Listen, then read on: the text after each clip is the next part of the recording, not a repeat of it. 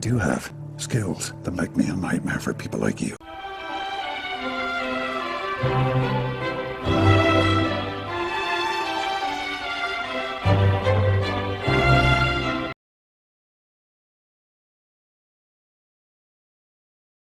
Aotearoa. I would like to call the first witness, Dr. Brigit Mirfin Veitch. Thank you.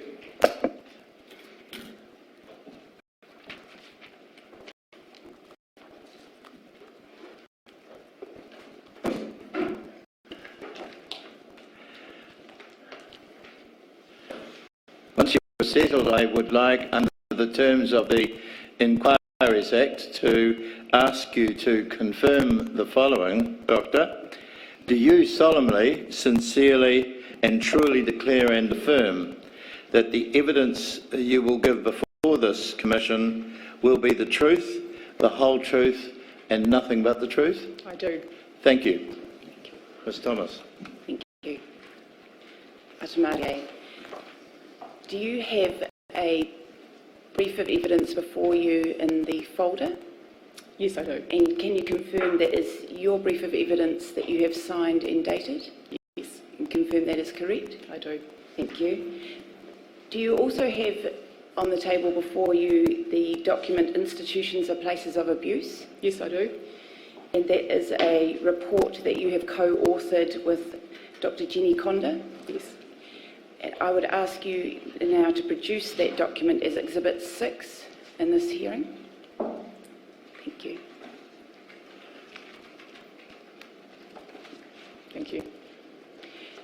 Just before we begin into your evidence today, I understand that you would like to make an acknowledgement. Yes, I would. Tēnā koutou katoa.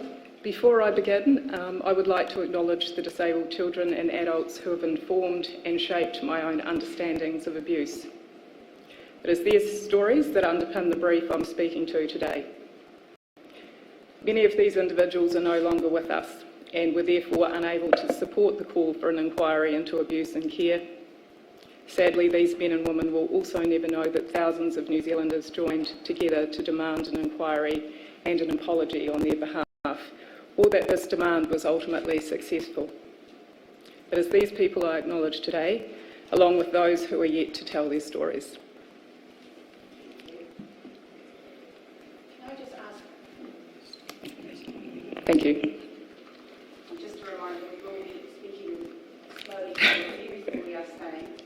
everything we are saying is being typed up. Thank you. So we will just pause if necessary. Can you please tell us briefly who you are and your area of expertise? Sure. As you know, my name's Brigit Mirfin Veitch. I'm the director of the Donald Beasley Institute, which is a position that I've held since 2007, but I've been a member of the DBI staff since 1994. The Donald Beasley Institute is an independent charitable trust that conducts research and education in the area of disability, and we have a specific focus on learning disability. I'm also a senior research fellow with the Centre for Postgraduate Nursing Studies at the University of Otago and an adjunct associate professor with Deakin University, Victoria, Australia. I'm a sociologist. I have a strong interest in understanding the social lives of people with learning disability, and I'm committed to initiating and achieving social change through research. My research has explored deinstitutionalisation from the perspective of family members of people with learning disability who were moving from Templeton Centre. Dr. Mirfin Veitch, slow down. It may be helpful, yes, it may be helpful if you keep in your sight the stenotyper, sure, who is functioning at high speed but may not be able to, or will be assisted if you keep an eye on the pace. Sure thing. Thank you. I was just noting that I've done research around deinstitutionalisation that focused on the Templeton Centre, a large institution for children and adults with learning disability located near Christchurch. I was also part of a team of researchers from the Donald Beasley Institute who explored the deinstitutionalisation or the closure of Kimberley Centre, one of New Zealand's last large institution to close. I've also engaged with institutionalisation and deinstitutionalisation more recently as a co-author of Institutions Are Places of Abuse, the Experience of Disabled Children and Adults in State Care, which was published in 2017 and which was an exhibit that I showed earlier. I will note that the title of that piece of work, we acknowledge Robert Martin, who will be speaking next week, as the person that provided the inspiration for that title. In addition, throughout my 25 years as a disability researcher with the DBI, I've conducted research in the area of parenting by people with learning disability, health and wellbeing, the justice system, and more recently around sexuality and relationships. And all of this research has included a significant number of people with learning disabilities who have reported that they experienced abuse in care during research institutes, despite the fact that the research was not specifically about abuse.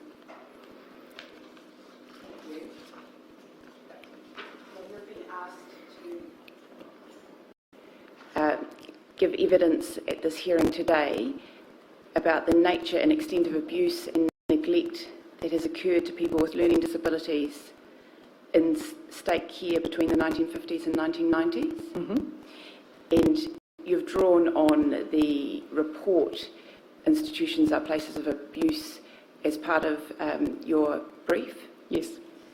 Just before we get into the detail of your evidence, there's various terminology that you've used in your brief. Can you please take us through that, just to explain the terms? Sure. I've been asked to give evidence about the nature and extent of abuse, and I'm going to talk about the impacts of such abuse on individuals. But one of the things that I did note in my brief, that I'm not a clinician. So as a first parameter around the evidence that I'm giving is that I'm a researcher. I've heard, I hear a lot about I research people's experiences, and what I'm going to talk about today are those experiences and how people have felt, what they've told me about them, but I do note that I am not a clinician, so I'm not making a clinical judgment about the impacts that people have experienced when they're talking about abuse in care. I think your other part of your question is related to how we did the research. Yes, but also perhaps in terms of if you turn to paragraph 10 of your Sure. brief, and you've referred to the terminology to be used when referring to someone with a learning disability. If you could just take us through that. Sure. I'll take a step back and just note that the research that we're talking about today was undertaken in 2007 during the campaign for a commission of inquiry into abuse in care. The research was contracted by the Human Rights Commission, and it was details research that so that we could capture the voices and experiences of disabled people as part of this conversation that was going on. I note that I use the term learning disability throughout the brief. People First New Zealand, which is a disabled persons organisation, promote the use of the term learning disability instead of intellectual disability. They feel the term is more respectful, reflective of the difficulties that they experience, and easier to say.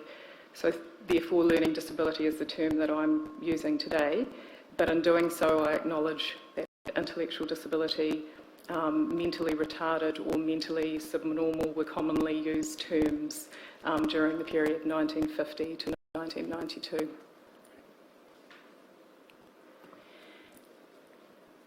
You've said that your research responded to a concern that disabled people, including people with a learning disability, comprise a significant part of the silent majority who have not told their stories of abuse. Mm-hmm. Can you tell us what are the reasons why people with learning disabilities have not told their stories of abuse? I think there are a number of reasons that create the silence. First, and quite simply, people with learning disability have often not been asked. Second, they have told their stories and no one has listened or responded. And thirdly, it's possible that abuse is so expected and pervasive that people have not recognised that they have been abused. Other reasons relate to the fact that sexual abuse can be a taboo topic, and when coupled with disability, it becomes even more taboo. Another reason that people may not have told their stories of abuse is that we, researchers and others, are often afraid to open up a space for them to do so. People with learning disability can be seen as too vulnerable to talk about abuse. They can be seen as lacking the capacity to do so. But in our experience as researchers in this area, simply by creating an ethically and emotionally safe space to talk, such as we do in research, people have felt able to talk about the abuse they've experienced. And we have noted many times that when research is not focused on abuse, that's simply being provided with a safe and non-judgmental space for discussion where people are presumed to have capacity, appears to empower people to disclose abuse in all its forms. So fundamentally, we need to make sure that people with learning disability know that it's okay to talk about abuse if we want to ensure that abuse is challenged. The historical evidence we drew on showed that people were scared to talk about the abuse that they'd experienced when it happened to them because of further ramifications, and we'll talk about that later, because they knew they wouldn't be believed or because there was no mechanism for them to take their complaint. So it could be argued that people with learning disability might continue to experience these attitudinal and systemic barriers, and we need to ensure they don't.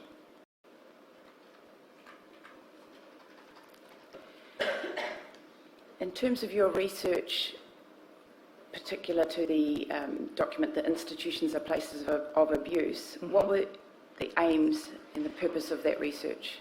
One of the concerns was that as the conversation and the discussion grew around the call for an inquiry into abuse and care, that disabled people weren't part of the conversation. And so the motivation, I guess, for the research that we did was to show that disabled people did have a place in this conversation and had experienced abuse and care, and actually were high users of care, state care at the time when we set out to do this research. So our aims were to determine what is known, or what was known, about the abuse of disabled people, particularly those with a learning disability, and particularly to think about systemic abuse and whether there was evidence that that was at play, to identify gaps in the available evidence about abuse of people, disabled people in care.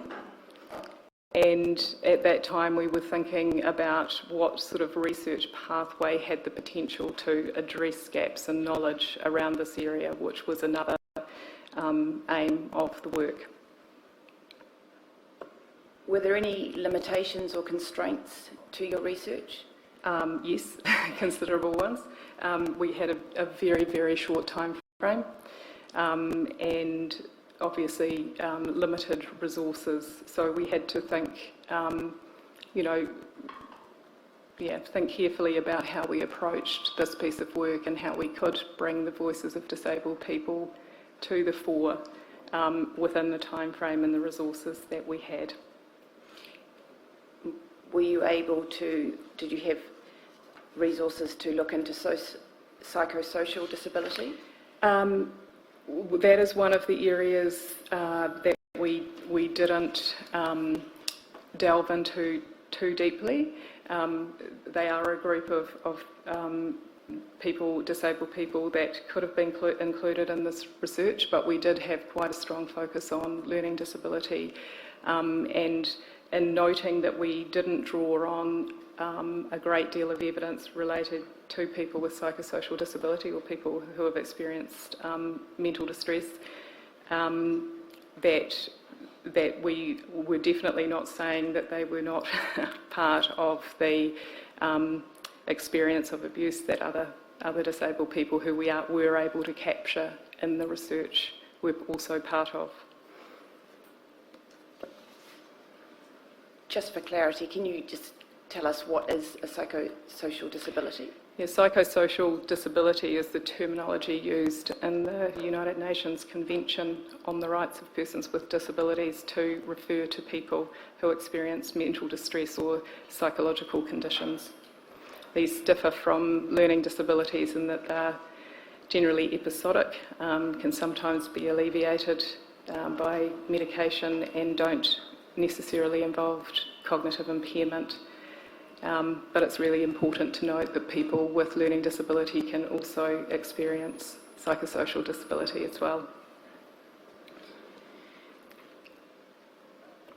What was your research methodology when you undertook this research? So I think this question speaks back to your question about the constraints and how we thought about approaching this work. So the approach that we used was to conduct an integrative literature review, which is a very well recognised way of doing research, where you draw on the literature to see, what is available around the topic that you're interested in. We did it this way because there wasn't time or resource to do primary research where we went and worked directly with people who had experienced abuse. So essentially what we did was looked to the literature, looked to resources and publicly available documents of all types that contained evidence of abuse experienced by people with disabilities and primarily learning disabilities that was already available, that contained stories and evidence of abuse that we had possibly overlooked. So the stories that you drew on already existed in the public domain and you brought them to light? Mm-hmm. Yeah. As part of your research design, were you required to define what constituted abuse? Yes, yes we did. How did you do that? Yeah, we did that in two ways. The first was by utilising pre-existing definitions or types, categories of abuse as codes to begin with. And the second way we did it was by being responsive to the content and recurring issues raised in the data as other less well recognised forms of abuse came forward. One of the additional categories that we developed or included in the research was, for example, one of restraint, a category of restraint. And we did this because it featured really heavily in the stories told by individuals. Arguably, though, we could have categorised restraint as falling into psychological abuse or physical abuse categories. So, as noted in our work, abuse categories were not neatly delineated. People often experienced abuse across the spectrum of categories, and some categories of abuse shared common features. So, an emotional or psychological element to all physical elements across categories of neglect and physical and sexual abuse. I think you've defined at least 7 different types of abuse in your brief, which we'll come to shortly. Yep. Just turning now to paragraph 27 of your brief, your research has referred to personal accounts of 13 men and 5 women. Would you have preferred to have a bigger sample than that? Yes, but I think those 13 men and 5 women told us a lot about abuse and care.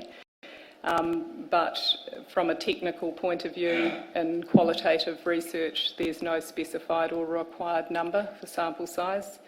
The intent of qualitative research is to acquire a depth of understanding of the lived experience of an individual or a group of individuals. So the quality of qualitative research is not determined by how many people said something, but by the authenticity of the account and its sort of transferability. That said, of course we would have liked further accounts, but the size of the body of data is not surprising given the nature of the individuals. And it's also noted, and we'll probably talk about later, that in all of the individual stories were co-constructed with a trusted person or a researcher. So there is no question that many people with learning disability could have told their story but would struggle to do so without this assistance. We've heard evidence earlier in the week from Judge Henwood in relation to the confidential confidential listening service, and she commented about despite reaching out to groups of people with learning disabilities, that service really struggled to have people come forward. Are you able to comment on that at all and offer any solutions? Yes, I think I spoke to it slightly earlier, that because people with learning disability often don't receive the same level of value as others, that in situations like this their stories aren't sought out as much, or they're not seen part of this particular context or situation. But as I said earlier, our experience has been in providing a really safe place for people to tell and to talk, that they often do, and often when we don't expect them to. So my advice would be to think about ways to provide supported approaches to people telling their story, but thinking very carefully around who might be involved in that with people. A trusted person is particularly important, not simply expecting people to turn up to something where that they don't necessarily understand the process or have a relationship with the people that are delivering the intended support or opportunity to tell their story.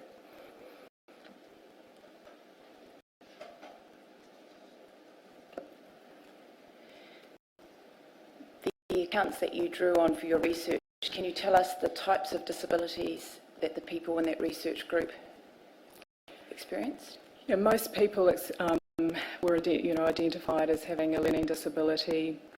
Others had a combination of disabilities, including a learning disability, being blind, disability and learning disability as well. One person was deaf, and another described as having a traumatic brain injury from a childhood illness. Others had cerebral palsy, and one other person had been misdiagnosed. It came up in the literature that we had been misdiagnosed with disability as a young child, and which led to him being institutionalised for a very long time in a psychopaedic hospital. Just on that point of this person who was misdiagnosed, can you tell us what happened there, or how that would have happened? Because we were drawing on secondary literature resources that had already been put together, we weren't working with people directly.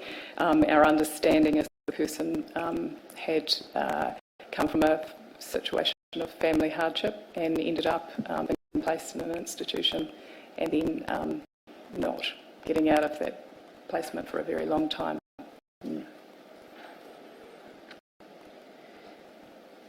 What types of state care were these people that were part of your research? What types of state care were they placed in? I think the critical thing to note is that in the accounts and the evidence that we drew on, people had been in a range of state care or care placements across a really long period of time. So people had spent time in psychopedic hospitals or institutions, psychiatric hospitals or institutions. They'd been in residential homes, educational placements, and faith-based institutions for some, and foster care. Only a small number had experienced foster care within the time period we were looking at. However, that is not surprising, given that most people with a learning disability or other disabilities would likely have been placed in the larger scale institutions rather than foster care at that time. You've referred to the word psychopedic hospitals. Can you just clarify for us what is a psychopedic hospital? Psychopedic is a uniquely New Zealand term that was developed by a linguist in the 1960s and applied to hospitals or large institutions for people with learning or intellectual disability only. Psychopedic nursing became a nursing specialty for staff who worked in those hospitals and institutions, and the term translates to mind of a child. That's the kind of translation of that term. So these institutions were purpose-built in New Zealand at that time for these people with learning disabilities? Yeah, there were four psychopedic institutions in New Zealand, 2 in the North Island and 2 in the South Island. They existed for longer than the terminology of psychopedic, but which came in later. So the psychopedic or institutions that were only for people with learning disability were Templeton Centre, Kimberley Centre, Braemar and Mangere.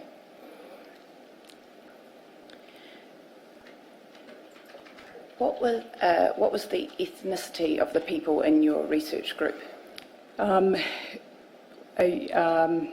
In terms of ethnicity, because again we were drawing on secondary sources, and so we had to go with what we could see in the literature and that data.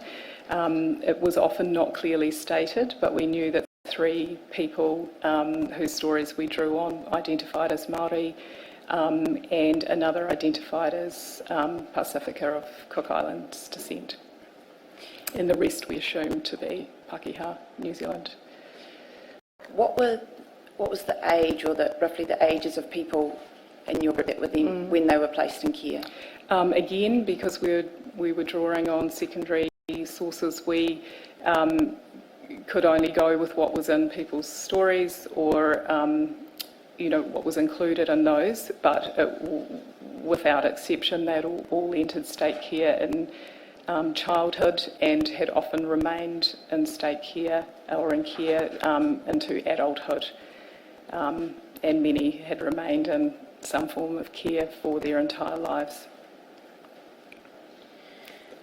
I'd just like to move now to paragraph 35 in your brief, where you mentioned case studies, and your research included case studies about abuse that happened to an individual person, but also about being abused by being exposed to maltreatment of others and being powerless to stop that. Yes. Are you able to give us an example of that? Yes.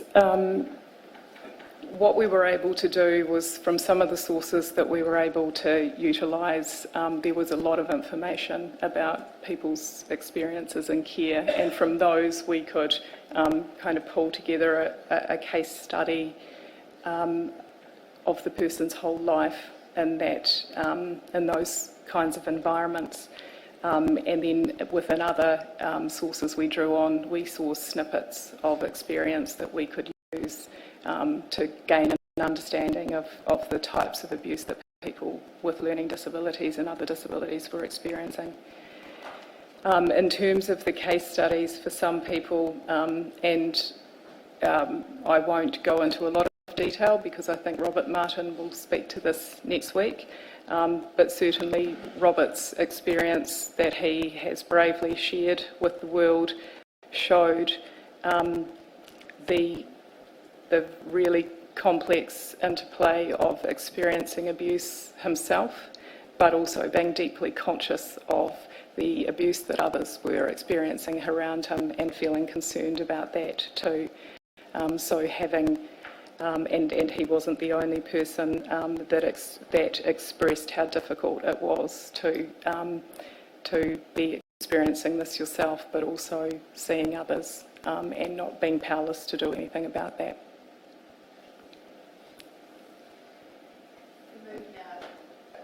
If we move now to the different kinds of abuse that you focused on in your research, which one of those featured more frequently than any other? Within our research, so as I said before, we did more detailed case studies which could show people what life was like on a daily basis, but then we also did a thematic analysis to go what were we seeing frequently for a lot of people. And within our research, we found that neglect featured more frequently across the different life stories in comparison to any other form of abuse. And arguably being in state care could be read as synonymous with neglect due to the fact that even if people aren't being overtly abused, they were generally exposed to an extremely impoverished relational environment. That is, most of the stories that we engaged with, people talked about feeling as though no one cared for them, or knowing that no one cared for them.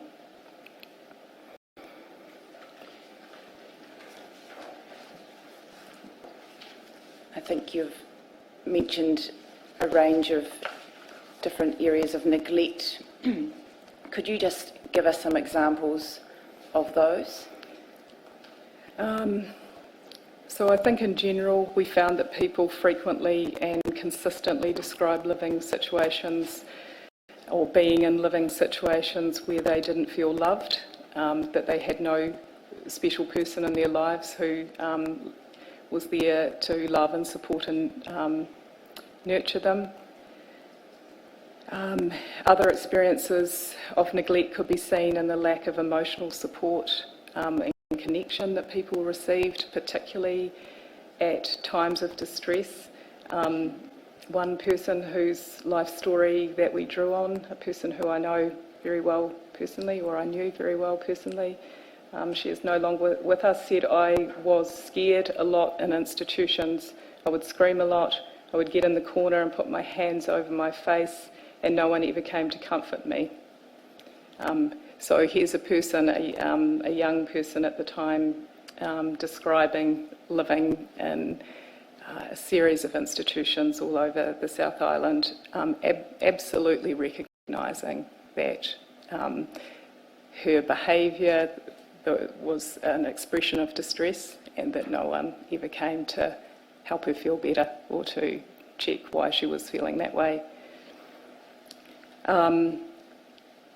Rather, some of the things that, which leads from that quote, was that people did recognise that rather than staff being attuned and responsive to their emotional needs and the way that they were trying to manage them, that people were actually punished for challenging or non-compliant behaviour. Other things that we saw were, in terms of neglect, were survivors' self-esteem being affected, with a number of people linking their experiences in care with lifelong feelings of being unwanted, feeling an acute absence of affection or emotional support, and some survivors attributed this to a difficulty they had as adults to show affection and trust other people, things that we've probably heard in other survivor accounts over the last week. What did you note in terms of lack of stimulation? What was interesting is that obviously a lot of the people that whose accounts and stories we drew on were able to articulate their experiences. They could communicate and share their story with another person and have it told.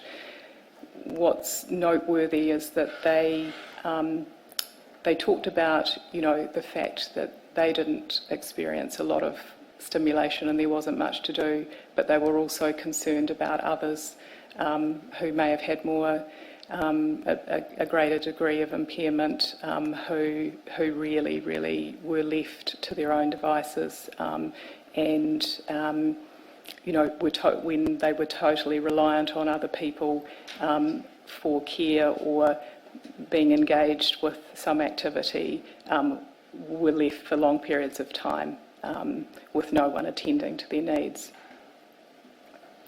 And as a result of that, were basic needs not met? Yes.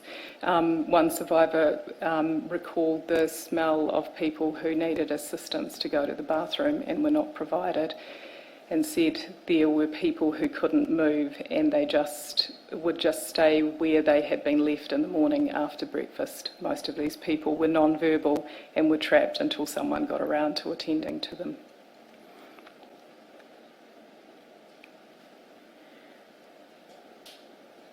Can I ask you now to talk to us about the emotional and psychological abuse that you researched?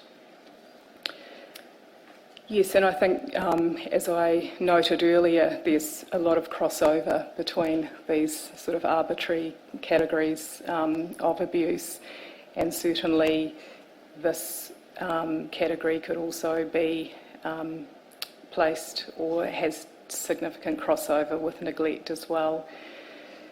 But emotional and psychological abuse was also really apparent. The life stories and other sources of data we analysed conveyed a sense of deep fear, of hostility and distress, or of experiencing hostility towards themselves and of feeling distressed, which I think most people would agree are all strong indicators of emotional and psychological abuse.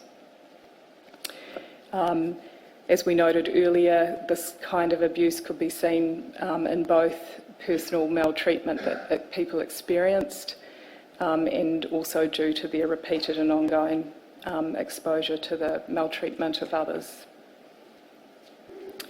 Some of the people with learning disability and other disabilities who told their stories in the body of data we were able to work with interpreted some of their own behaviour as a tangible expression of distress, and they saw injurious behaviours that other people were engaging in as their way of communicating distress. And they also recognised that there was a failure to respond to those indications and talked strongly about that. Your report mentions survivors living in constant fear. Mm-hmm. What impact did that have on their lives, long lasting? Again, that pattern of people reporting feeling fearful, feeling that no one was there for them, was a repeated refrain coming through in them talking about their later lives. Particularly noting a difficulty in trusting people and making relationships. But in the moment, for some people, that fear of being physically hurt while they were in the environments that they were in meant that they put their own protective mechanisms in place. And for one person, she reported that she simply chose to stop talking. Talking got her into trouble, and the response to people's perceptions about her and her behaviour meant that it was safer for her to not talk.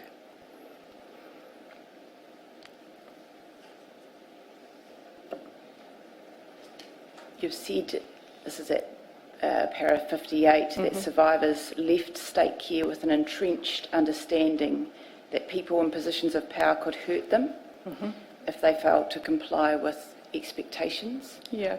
Can you explain that? Sure. The point that we were making was that the individuals who told their stories of abuse at the time all talked about the fact that nothing could be done about it, or that no one helped them address it. Asking for help or assistance led to no action or negative action. That is, that there was some kind of negative ramification for them. So it's not surprising that that was the learnings that people carried with them for their life. I'd like to ask you now some questions about power and abuse. Yep. At para 61, you've quoted the statement that abuse is the overt representation of an imbalance of power relations. Mm-hmm. Can you explain that to us? Sure. I think I'd like to draw on the work of Professor Dick Sobsey at this point, and perhaps just make a personal comment before I explain his particular model of abuse and people with disabilities. It was interesting when we've been exploring this topic and preparing for today's hearing to draw on this particular book by Professor Dick Sobsey, who's a Canadian researcher. He's an extremely well-respected researcher, and this would be seen as the most important text on abuse and people with disabilities. Some interesting historical context is that Professor Sobsey wrote a lot of this manuscript in 1991 when he was a visiting professor at the Donald Beasley Institute. And the other interesting thing to note is that the foreword to this book, which is an international text which has circulated the globe now for 25 years. It was published in 1994. It has the foreword in this book, has the story of a New Zealand survivor of institutional abuse, Mavis May, and Professor Sobsey met or came across Mavis during his time here in New Zealand. So I think in terms of thinking about how we can miss people with disabilities in this story, we have done so for 25 years. We have had evidence sitting in the front of this book about a personal account of abuse provided by a New Zealand woman, as I say, that has circulated the globe, because many, many people draw on this book to understand abuse in the lives of people with disabilities. But I digress a little bit there. So what, and I'm not sure if we have the slide? If we could just ask for the slide to be put up there now. Thank you. Yeah, so what we thought would be a useful way to think about the abuse that disabled people may have experienced or have experienced in care is by drawing on Professor Sobsey's model as a way of helping people to understand the sort of power dynamic that's at play when people experience abuse. So Professor Sobsey draws on a very famous ecological model or way of understanding the world that was developed by another researcher, Yuri Bronfenbrenner, and he uses it to explain how abuse was enabled to occur. And just really briefly, what he does is he highlights that abusive contexts reflect inequities in power at a relational and at an environmental and at a cultural level. And this can really usefully explain why abuse occurred and why it remained unchecked in institutional and other care environments. And in short, he says that abuse occurs in the context of power inequities. So what you can see in the model is that in the middle there's a circle which highlights relationship, and it shows that the dynamic between an offender and a victim, or a perpetrator and a survivor, whatever language you want to use, and notes that what starts to happen is that there's a developing power inequality or inequity, and there's a weakened bond between the two. He then looks at the environment that this happens in and notes that there aren't counter controls. There's no way or process for stopping this, the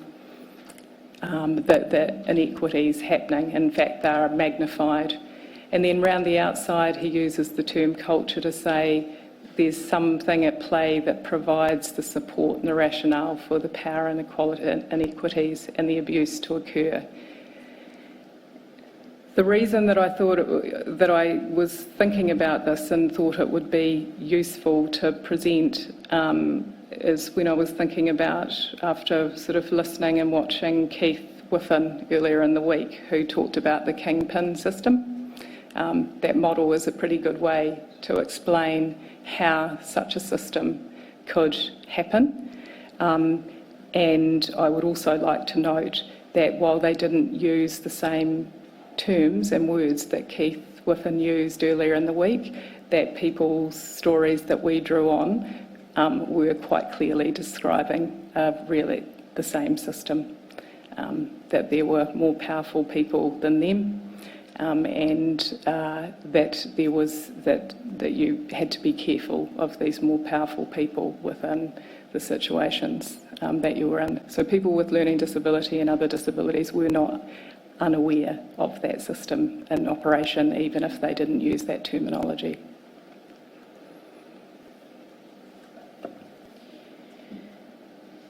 Can I ask you now to talk to us about control and restraint as a form of abuse? Yes, as I said earlier, that was something or an area that or a theme that came through very clearly and strongly, and was really expressed in a distress that people had about being confined, and to the institution itself, to their bedrooms, or to specially constructed seclusion rooms. This practice could also be considered to fall into the abuse category of psychological or physical abuse as well. Again, just noting that crossover, but we viewed these practices of control and restraint as comprising such a significant component of the data that we analysed it as a separate and distinct form of abuse. So being locked up was a prominent experience, with many of the survivors describing that in detail and being very distressed by it. Being locked up was sometimes due to perceived challenging behaviours, but sometimes it was just the practice of that institution. In addition to noting the physical confinement to particular rooms and spaces, people also reflected on the highly regulated and regimented spaces and activities within the institution, including being told, but not limited to, when to shower, when to shave, when to eat, when to dress, when not to dress. Others described the process of establishing and enforcing routine and physical confinement as excessively harsh, with some survivors sharing evidence of control and psychological restraint created by staff restricting the space people were allowed to be in, and by restricting their ability to interact with friends. I'd just like to draw on a quote, which evidences this. They used to put you in pyjamas. That was a horrible thing. They used to have a square table by the kitchen. That was the real bad table. If you run away, they put you in pyjamas, and on the bad table, you had to stay in pyjamas all day while others had their clothes on. You had to sit in one corner by yourself, and you don't have your friends around you.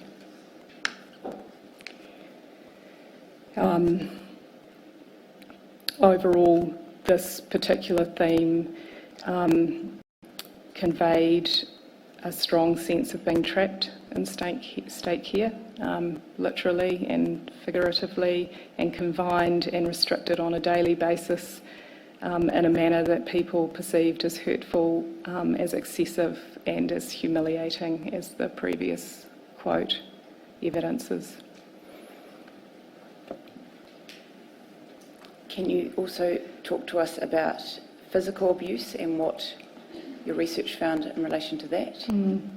What was interesting and possibly worrying to find was that across the body of data, the evidence, the testimonies from people that had made their way into the public domain, physical abuse wasn't talked about as much as some of the other categories. So I think it's really important to note, for example, that a lot of what people did talk about in these accounts was the neglect and the psychological and emotional abuse that they experienced. The control and restraint was a big area, and physical abuse was kind of like a given, and people didn't talk about it as frequently. I'll come to sexual abuse in a moment, but what they did talk about was really quite extreme physical abuse. So people talked about being beaten by peers frequently and severely. They also clearly identified physical assaults carried out by staff. One survivor described being dragged down a corridor by either her feet or her hair as punishment. Sometimes small misdemeanours were met with excessive force, such as being kicked for accidentally breaking something. And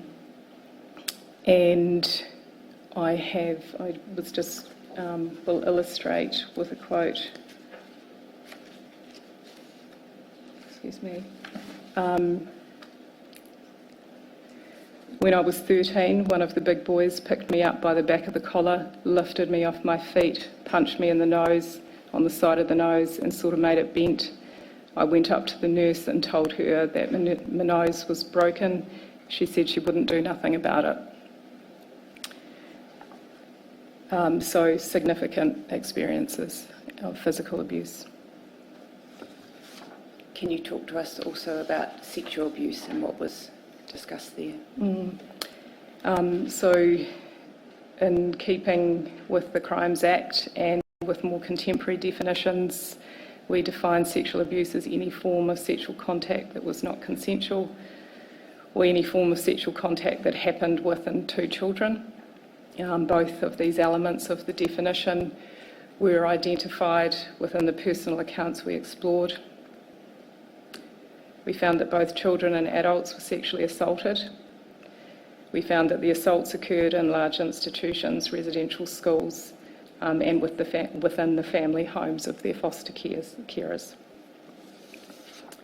I have a quote here before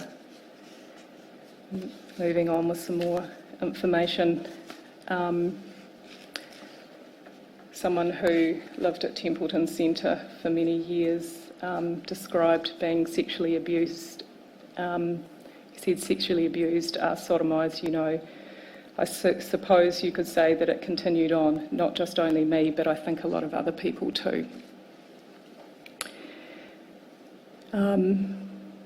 So while sexual abuse was frequently divulged or talked about in the narratives, often people touched on it briefly, although that's fairly graphic. This is likely to be because many of the resources that we pulled the information from were not really designed by way of method or in thinking about the ethics of them to respond to disclosures of abuse.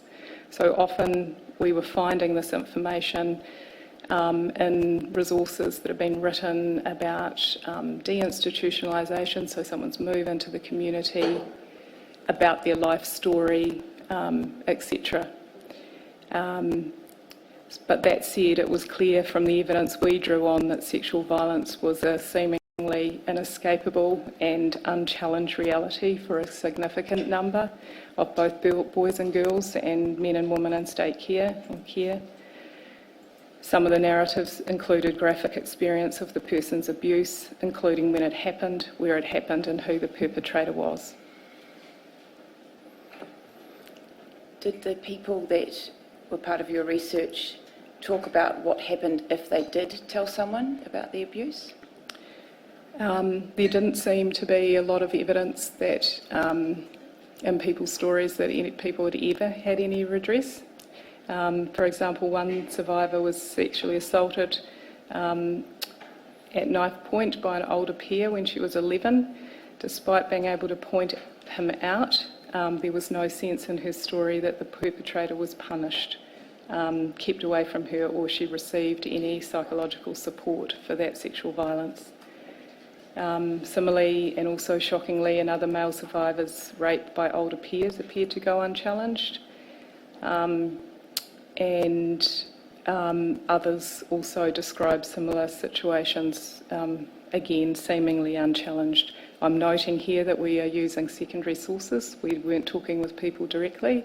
But essentially there was little evidence to suggest that there was ever any follow-up. And evidence to suggest that the reverse, in fact.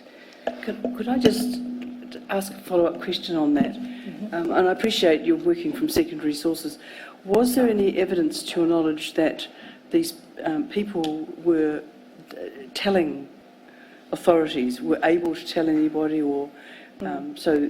Because the answer could be, well, nobody did anything because they didn't know.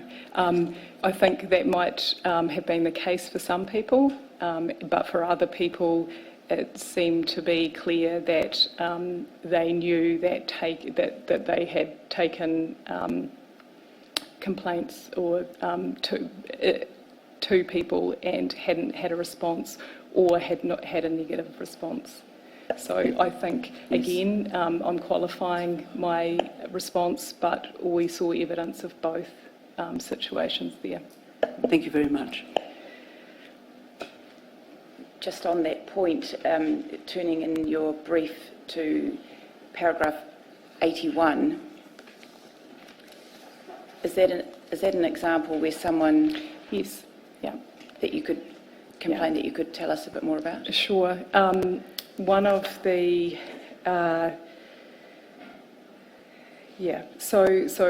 can I go back a couple of points to give some context?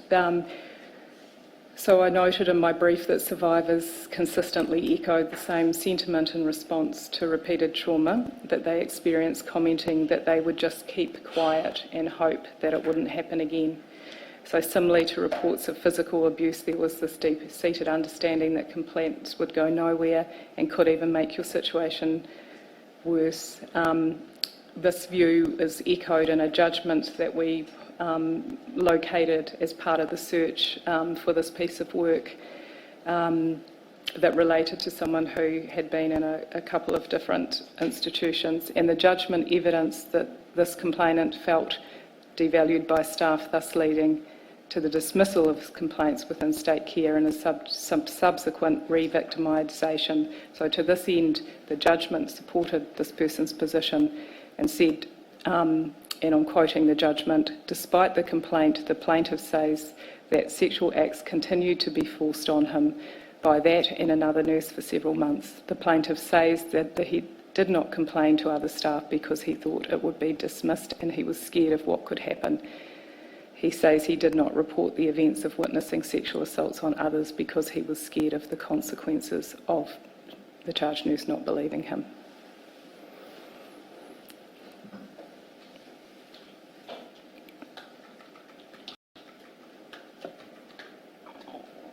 Can I ask you to touch on the next heading of abuse that you've covered there, spiritual abuse? Again, this spiritual abuse was something that we didn't draw a lot of evidence about, but we thought it was important to include because it was significant for a number of people. So while less recognised, spiritual violence featured heavily in the account of a person with a learning disability who was Māori, whose experiences in Kingseed and other institutions conveyed a sense of loss with regard to being disconnected from his culture as a child. State care facilities in which this survivor were placed were both Pākehā-centric in culture and lacked cultural competence. For Māori in iwitanga, he was denied access to his culture as a Māori man, and more specifically to his iwi, which he noted in his story. Other Pākehā survivors also noted that their heritage was ignored, and I'm sure that Robert will speak to this next week, and people recounting a sort of broader disconnection from New Zealand and the world and historical events. And then at a more individual level, people talked about being unable to pursue their own interests and their passions despite expressing them, not being given the opportunity to pursue them. So living a life very devoid of that individuality that makes us, all the people that we are. And the last type of abuse that you've covered in your research, financial abuse. Yeah. Again, we noted this. Only a few survivors directly referred to their financial or sort of material deprivation. However, we did note that people experience such a significant lack of education or support to develop the skills required for meaningful employment if they did escape this environment, as perhaps evidence of long-term financial abuse, but probably more prominently in their stories. Financial abuse, it could be seen as illustrated through the experience of this compromised access to education and the erosion of people's ability to be employed, but it could also be seen in people being denied opportunities to have possessions, to enjoy the money they potentially could have earned if their forced labour in institutions and other state-sanctioned care environments had been recognised. So a number of the accounts talked about they made you a slave. When I was 6 years old, I had to help. I never went to school. They wanted me to work because I was good at it. You didn't get any money, that's for sure. We didn't get any money. Restrictive environments of care also denied opportunities to get work, as I've just mentioned, and have any level of financial autonomy. Someone said, I'm disappointed that I've never had a job. I never got the chance. Money's not everything in life, but I would have liked to have been able to buy clothes. So it's briefly touched on in those comments a little considered aspect of life and care. One that I hadn't thought about until I was reading people's stories was that survivors were forced to undertake manual labour both in institutions and foster homes. And this surprising finding featured quite heavily. One person described immediate and long-term injury she suffered as a result of heavy lifting she was forced to do, and others described her time as an unpaid labourer for a foster family. And in that situation, the person, the family she was in, was also a staff member of the institution she had been living in, which suggests an abuse of power of a different kind.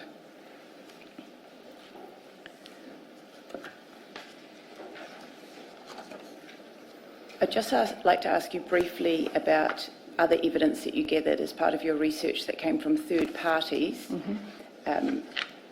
We may not have the opportunity to go through it into too much detail, but can you tell us where you sourced some of this information? Yes, so the evidence that we drew on from third parties was because we knew that from some of the research that we'd done in our own institution and other work of colleagues in the disability research area, that it would be useful to find information or data evidence that supported the stories that survivors had told. So we drew on some of those accounts, and so some of them included eyewitness accounts from relatives that were reported in particular stories, literature, resources, and other eyewitness accounts are from researcher observation or from staff reports in some of the institutions. So it's not about proving or disproving the survivors' stories. We believed in those, but we thought it was useful to provide some more evidence if we could find it. Most notably, the process of deinstitutionalisation has provided an opportunity for both staff and families to talk about neglect and abuse that they witnessed in various institutions. Within the New Zealand research that has explored the process of institutional closure, for example, staff members have reported that abuse was an issue at Kimberley Centre, that they had witnessed abusive practice or actions themselves. For example, within some research that were focused on the deinstitutionalisation of Kimberley Centre, the staff member said, "See, I've been here for over 10 years all up, and these people were brought up in fear here, and I've seen that. They were brought up in fear, and when you look at the things that went on in this place, it was horrific. They were cruel. They were very cruel people. We had men out in the courtyard here. Do you know how they got showered? With fire hoses. If you rush up to one of these people very quickly, they will cower, and that's when they've had hidings at a very, very young age, the Kimberley cringe, that's what they call it."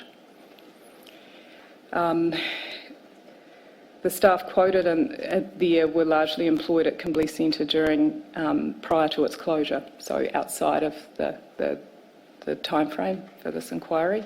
The quotes have been included to illustrate two important points: that abuse was occurring at the institution beyond the focus of this research, and that the physical, and within the focus of this research, and the physical fear exhibited by the people that lived there and observed by staff and families actually, labelled as the Kimberley cringe, was understood to be the result of a long-term pattern of abuse within the institution.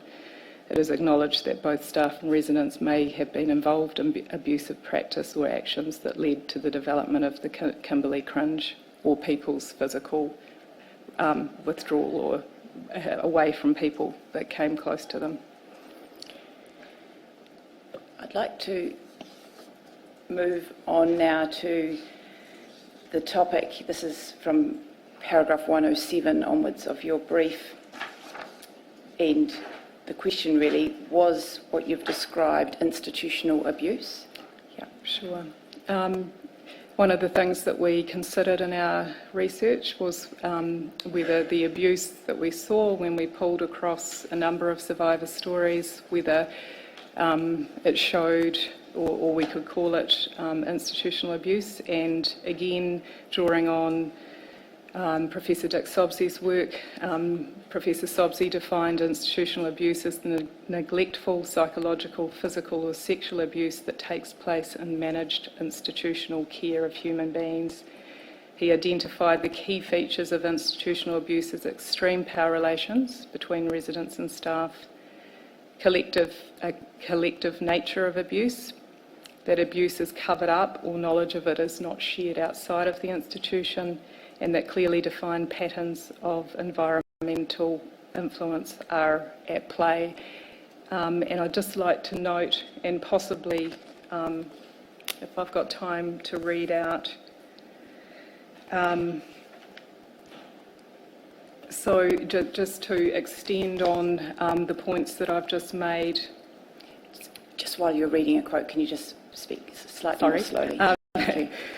Just to extend on that point and to pick up on a question, I think, from the commissioners yesterday that he goes on to say institutional care is not necessarily restricted to large custodial institutions. It includes an array of living arrangements and related programs paid for with government or other public funds that would be normally provided through less formal family and community resources. Thus, institutional abuse can take place in group homes, foster care, hospitals, residential schools, prisons, and a variety of other environments. And anyone can become the victim of institutional abuse, including people with disabilities. I'd now like you to talk to us about systemic abuse. Can you tell us about the definition of systemic abuse? Yeah. So in our study, of survivor accounts provided by people with disabilities, and particularly people with learning disability, we drew on, the testimony we drew on was characterised by participants who were describing long-term, immediate and long-term impacts as a result of their abuse. And given the evidence, we really wanted to consider whether their abuse could be defined as systemic. We drew on the work of Sally Robinson, who's an Australian researcher, who defines systemic abuse as having causal roots that are located in organisational systems or policy, despite sometimes being perpetrated by a person. So in this definition, abuse can't be categorised as systemic due to prevalence alone.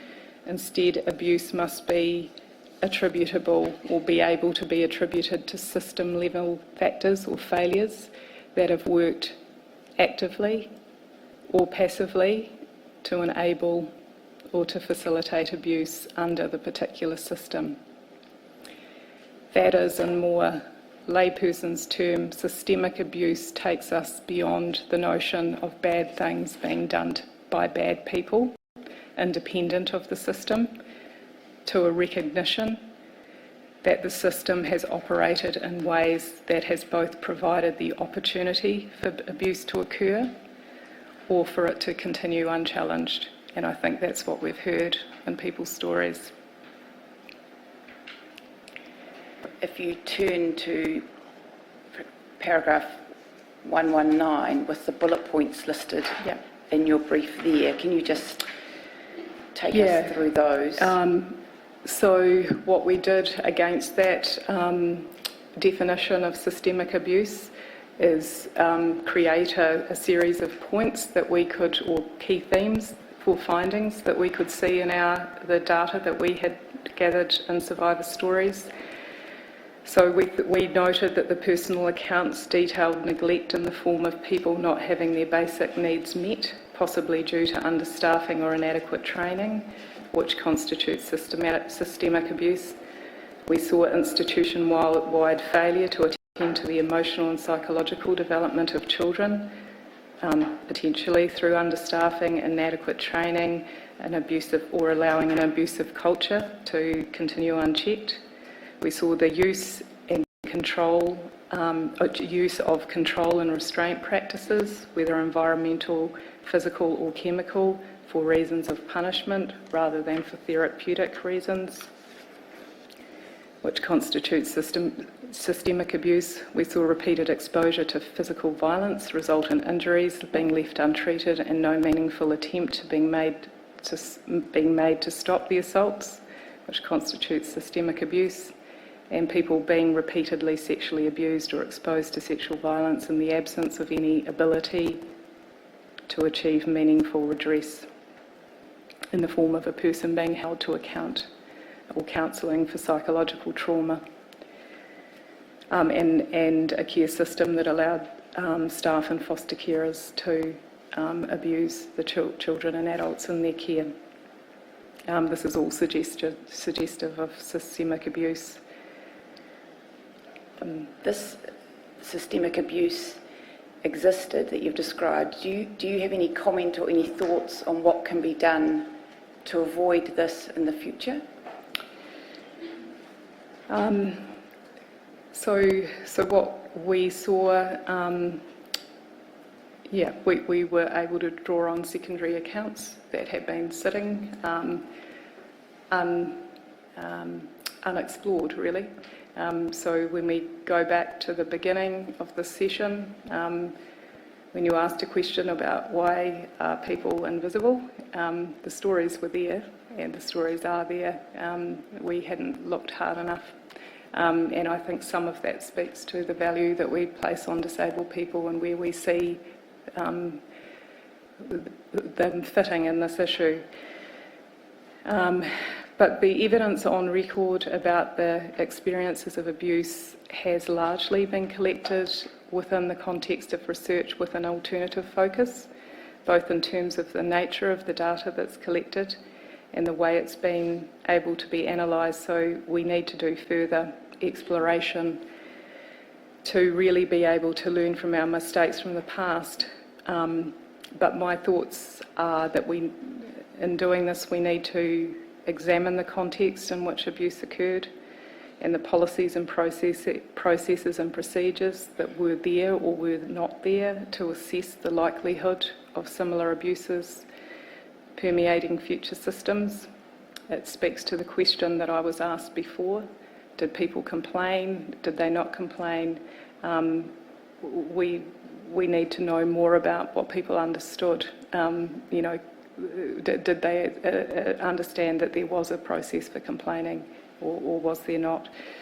It's also important to look closely at organisational culture at a broader level, again to generate important learnings to ensure we don't let down another generation of vulnerable children and adults. I think people who experience the trauma deserve the opportunity to learn how this abuse was able to happen. So really getting to the heart of why is an important step towards that.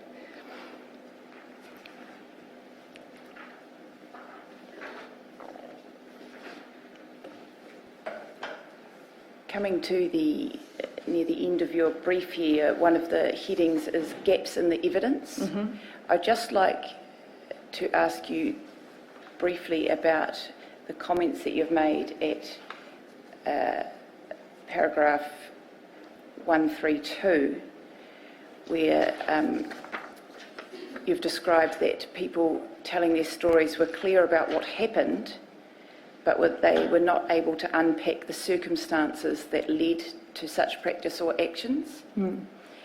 Can you comment on that for us? Yeah, I think we saw a range there were a range of stories told, and for some people they were able to give extensive detail and and to have a real understanding of the power dynamics that were at play, while others were simply reporting these terrible things that happened to them, which they knew were wrong and should not have occurred, but didn't have that context around them. So I'll step back to your previous question. We haven't got a full of understanding of how these things were able to occur in this system of care. So it's not surprising that individuals with a learning disability who had often not even experienced any kind of life in the community, had lived whole lives in institutions, weren't able to provide complex details or really comprehensive understandings of why and how things had happened, and even when that happened, because if you've lived a whole period of life with no typical signposts of times in your life, then you're not going to be able to give a lot of detail about this happened when I was this age, around this time, etc. You don't have those things, life experiences to hang that detail on, those contextual details on. Just in terms of the reference to the SQ review in 1980s, where you've stated there, as you said, it was unethical to simply explain away the high incidence of abuse in state care as being reflective of, quote, the time, end quote. Can you comment on that for us? Yeah.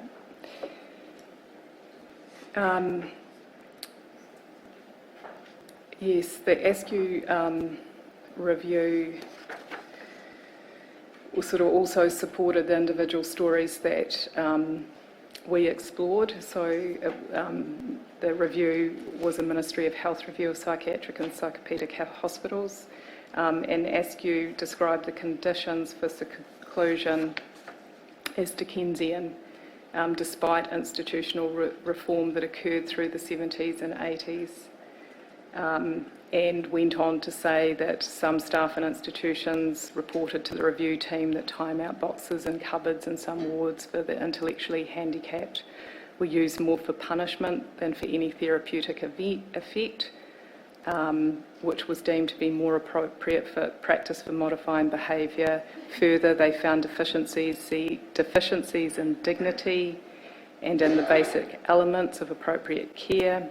For example, that some units in psychopaedic hospitals had toilets of a bench type in nature and communal showers. The report went on and said other things about what they saw there, and concluded that staff shortages and low morale seriously affect patient care and the availability of alternative methods of treatment, and lead to a lack of awareness and general acceptance.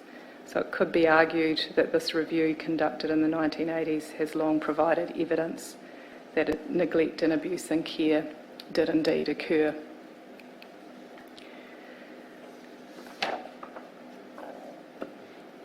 Ms. Thomas, I'll leave it to you to suggest an appropriate time at which we might take the morning adjournment.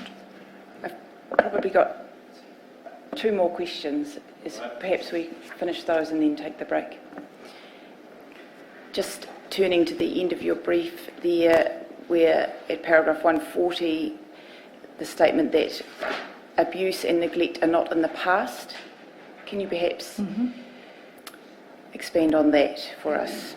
Yes, I think Hilary Stace is going to do that in the next session, but I would just note that more recent research has identified that abuse and neglect are not in the past, and that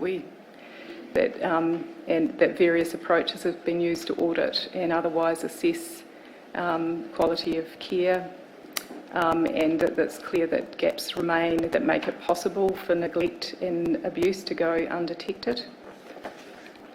But I will leave it to Hilary to cover off on that.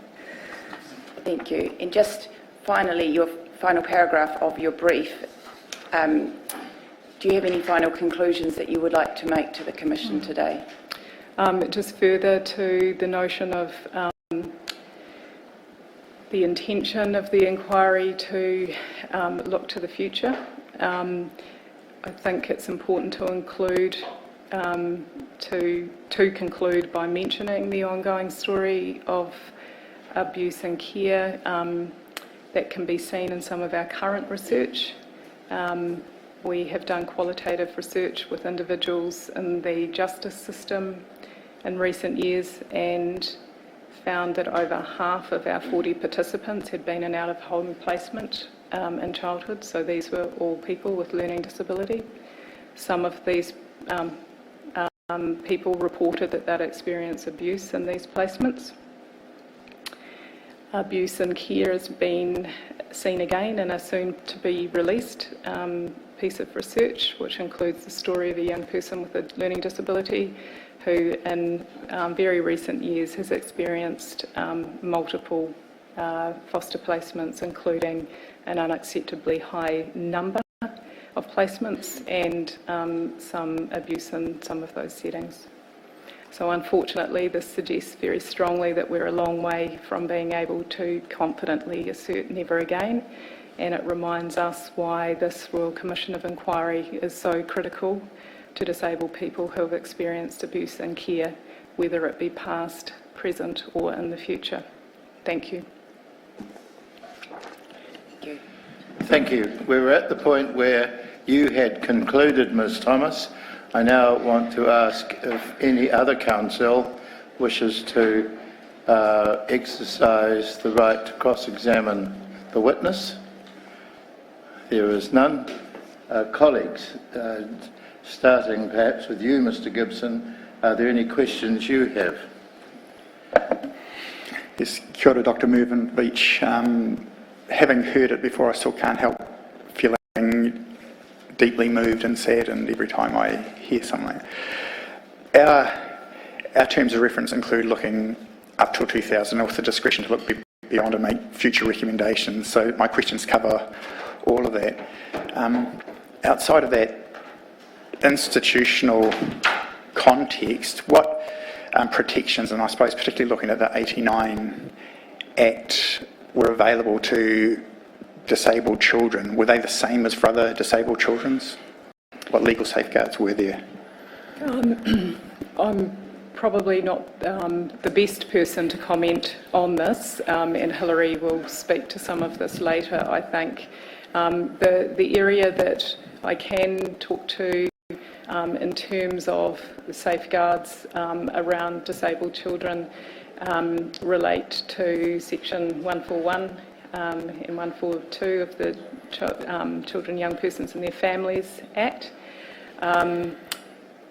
Just noting that the Donald Beasley Institute has done a very small piece of research in that area on the basis that those two particular clauses could be seen as treating disabled, or did treat disabled children differently, who were so children who were unable to be cared for at home have a different route into care, and sort of treated differently while they're in care. And what we have done is talk to some people who have been subject to Section 141, who have left their family home, gone into care and disability services, and then talked about how that felt for them. So that's a more recent experience of care that we've been able to capture in research. You talked about people with learning disabilities in the justice system. If I was to extend that, not just to that group of people, but with neurodisabilities, dyslexia, ADHD, head injury, fetal alcohol syndrome, autism spectrum, I know that there's a growing global picture that these people fill up our youth justice institutions. What's your knowledge and experience of these people through youth justice and the journey into youth justice? Yeah, so in New Zealand we have quite a strong recognition that a significant proportion of young people in youth justice are people who would fall under that broad umbrella term of neuro disability. It's an area of research that I'm involved in a range of ways. I think we have been drawing on international research to give us a sense of the kind of scale or the numbers of young people who may fall under that particular umbrella term that are in youth justice. We are just embarking on some research to try and get a New Zealand prevalence figure around that. But essentially, I think that we can be very confident based on the knowledge of legal professionals, including very, very experienced judges who are reflecting their experience and their belief that this is a big proportion of the people who we are seeing enter into youth justice. I think it will, once we have done the research, I think it will confirm that a good number of those individuals have probably come through a pathway of care.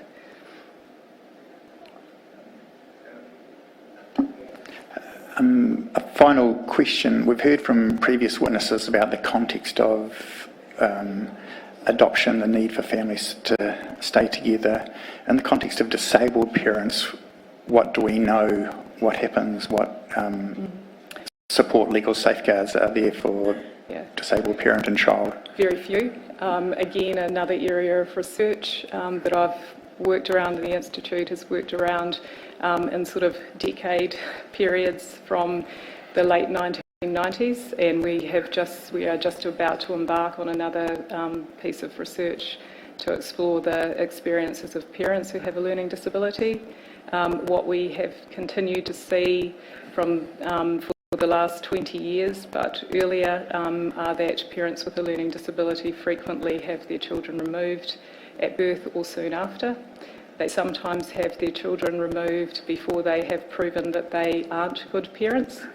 They are assumed to lack capacity and continue to experience child removal at a very significant rate. We tend not to see family reunification within families that include a parent with a disability, a learning disability at least. And we also tend to see access being eroded, so that the sort of attachment and the family relationship within those families isn't able to be maintained because they don't receive enough access and support around their access to keep that relationship going. This is an area that I feel that I can speak reasonably confidently about, hence my strong answers to this question. Oh, good morning, Dr. Mirfin Veitch, Talawhalawa. Thank you very much for the way in your evidence was presented, and in particular the reference to your research. I suppose as a non-academic or non-research background, but really appreciating the complexity. One of the questions I often ask is, at what point do we say we've got enough evidence there to actually put forward some concrete recommendations in this particular space, appreciating, of course, the limitations that you've spoken to? Yeah, I think, well, my perspective is that we've got a lot of evidence that we've ignored or overlooked, and as a deinstitutionalisation researcher, I put myself in the category of people who have sometimes overlooked these experiences.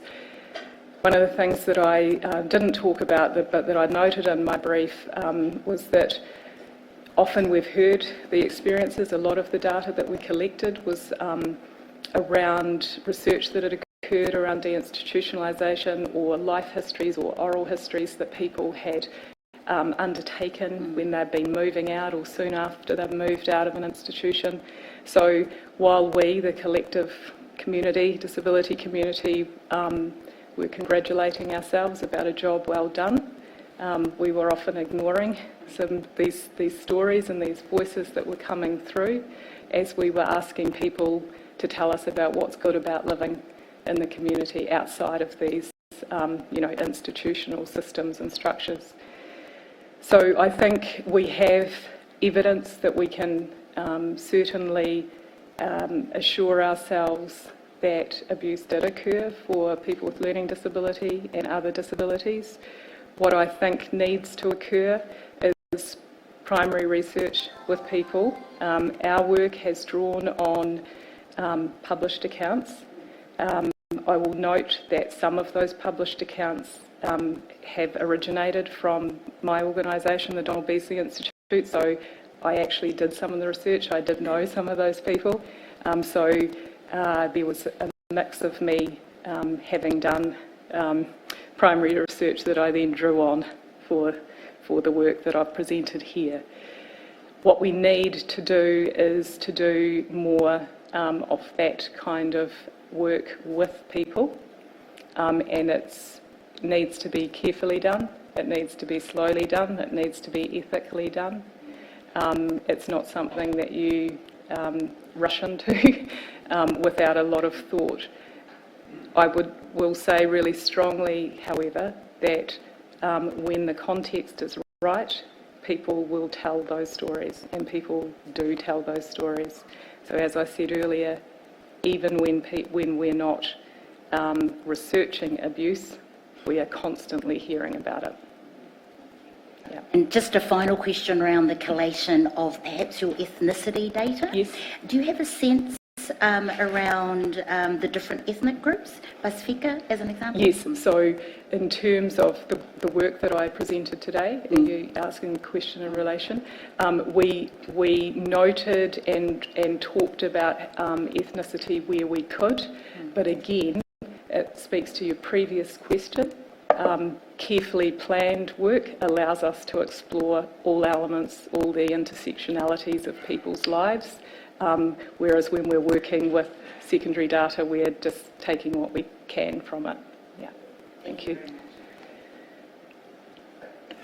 Dr. Mirfin Veitch, other people giving evidence to the Royal Commission have referred, not all of them, but many, to companion pieces of work occurring in Australia, Canada, the United States, for example.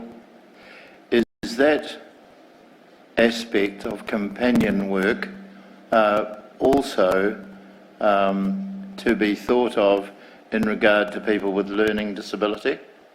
I think it would, by companion work, you're meaning a parallel process. Yes. Where a slightly different process is Yes. put around particular groups, would be a really appropriate pathway here. Again, what we need to be careful not to do is to treat disabled people differently, or think that they've had a vastly different experience, because I think in listening to some of the evidence this week that I can see such strong parallels, but what is important is to think about how we do work with people with learning disability, and to make the process accessible, and sometimes that might take a companion process to achieve that in the best possible way. Thank you. Sure. I have no questions, but thank you for Thank you. Dr. Aotearoa. Thank you, Chair. Tēnā koe, Doctor, and ki te mihi ki a koe. Thank you for your evidence. So, it is of a concern, isn't it, that there's so little research that's been carried out into abuse and neglect in these institutions, and very little primary research so far. And it seems also that there's still research that needs to be done in the post-institutionalisation phase too, about abuse and neglect that's continuing, because I'm assuming as a case that we've heard in evidence relating to mental health institutions that despite the bricks and mortar, the closing down of the large institutions, that abuse and neglect continues. And you referred to cases in the context of foster care. So my question is about, it seems that there's even less research that's been carried out in relation to Māori and Pasifika and other minorities. Is that the case? That is the case. Yes, yes. And I wonder whether, in your evidence you talked about the abuse and neglect experience in the institutions, but is there further work that needs to be carried out too on oversight and standards and recruitment and training, the factors, systemic factors that led to abuse and neglect occurring in the institutions? Absolutely. And one of the elements of our work that we have skipped over today was to sort of identify the areas of research, the gaps that we thought were there, and I'm probably unable to find that particular section very quickly, and probably didn't focus it completely, this brief on that. But essentially some of the things that we identified were the need to really explore this notion of systemic abuse more fully. Yes. I think we've got a reasonably some good frameworks to work from, but to be exploring it in the context of this inquiry. We noted that we only had a small number of participants who told their stories of being in foster care, and that's largely to do with the age and the time. Yes.